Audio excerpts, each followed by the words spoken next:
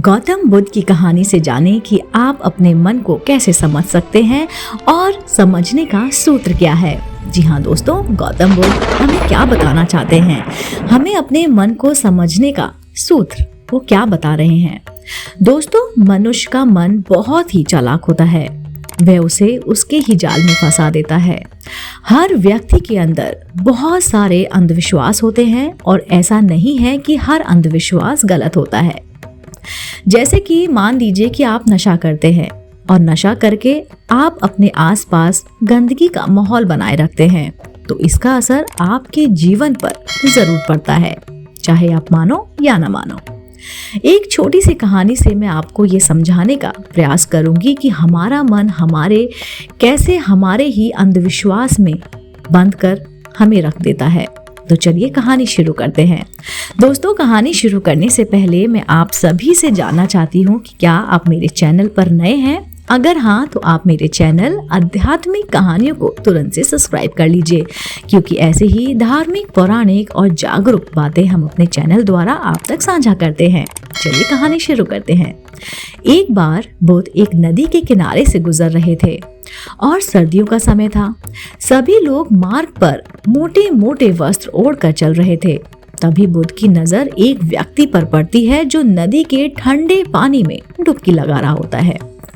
बुद्ध उस व्यक्ति को देखकर थोड़ा सा आश्चर्यचकित हो जाते हैं, क्योंकि वो व्यक्ति कांप भी रहा था और नहा भी रहा था। बुद्ध उस व्यक्ति से इतनी ठंड में नदी में डुबकी लगाने का कारण पूछते हैं। फिर वह व्यक्ति बुद्ध को बताता है कि वह सुबह सुबह नदी में नहा धोकर पूजा के लिए जा रहा था। तभी उसका पैर एक मेंढक पर पड़ गया और उसके कारण वह अपवित्र हो गया है, इसलिए वह फिर से पवित्र होने के लिए ही नदी में डुबकी लगा रहा है। बुद्ध उस व्यक्ति की बात सुनकर मुस्कुराते हैं और उससे पूछते हैं, क्या तुम मुझे बता सकते हो कि वो मेंढक कहाँ जा रहा था?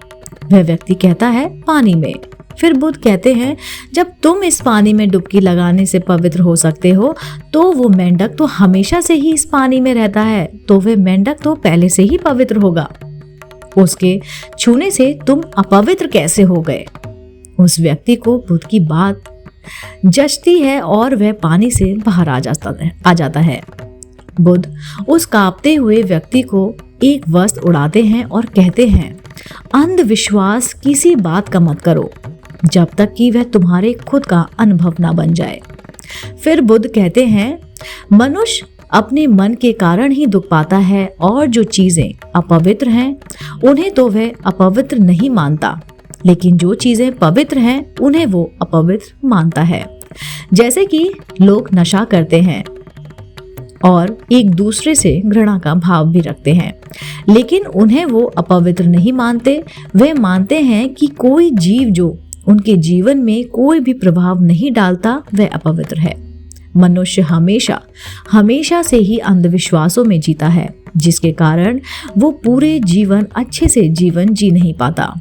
फिर वो व्यक्ति बुद्ध से पूछता है, सबसे बड़ा अंधविश्वास क्या है? फिर बुद्ध कहते हैं कि मनुष्य का सबसे बड़ा अंधविश्वास ये है कि उसे लगता है वह अपने मन के द्वारा ही अपने मन से मुक्त हो जाएगा, यानी अपने मन के द्वारा ही अपने जीवन के सभी दुखों से मुक्त हो जाएगा। तुम अपने चारों तरफ देखो, तुम पाओगे कि हर व्यक्ति अपने ही मन के जालों में उलझता जा रहा है और उलझा भी हुआ है। कोई डरा हुआ है तो कोई उम्मीदों में जी रहा है और किसी को यह लगता है कि कल सब कुछ ठीक हो जाएगा।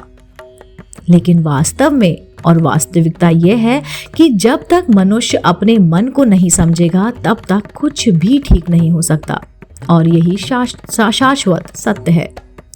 वह व्यक्ति बुद्ध से पूछता है कि मन को कैसे समझा जा सकता है? बुद्ध कहते हैं कि जागरूकता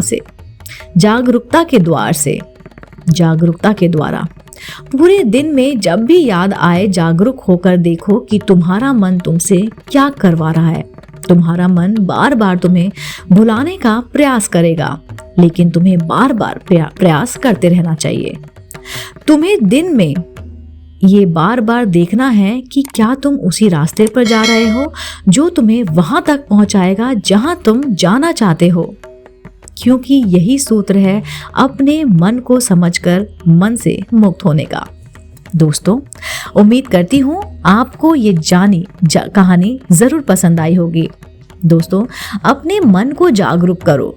हमें दुनिया में और हमने अपने बचपन से लेकर अब तक हम हमेशा से सुनते आए हैं, ये करना है, वो करना है, ऐसे करते हैं, वैसे करते हैं, लेकिन ऐसा क्यों करते हैं? क्या हमारा मन गवाही देता है? हम वास्तविकता को क्यों नहीं पहचानते? हम जागरूक क्यों नहीं होते हैं? किसी भी चीज़ करने का कारण होता है, उस कारण को जानो। वो कारण अगर आपका मन बोले कि ये कारण सही है या सत्य है और इससे आपको खुशी मिलती है, आपको तृप्ति मिलती है, वो काम सही है। जागरूक बनिए। दोस्तों, उम्मीद करती हूँ आपको मेरे द्वारा सुनाई गई ये जानकारी ज़रूर पसंद आई होगी।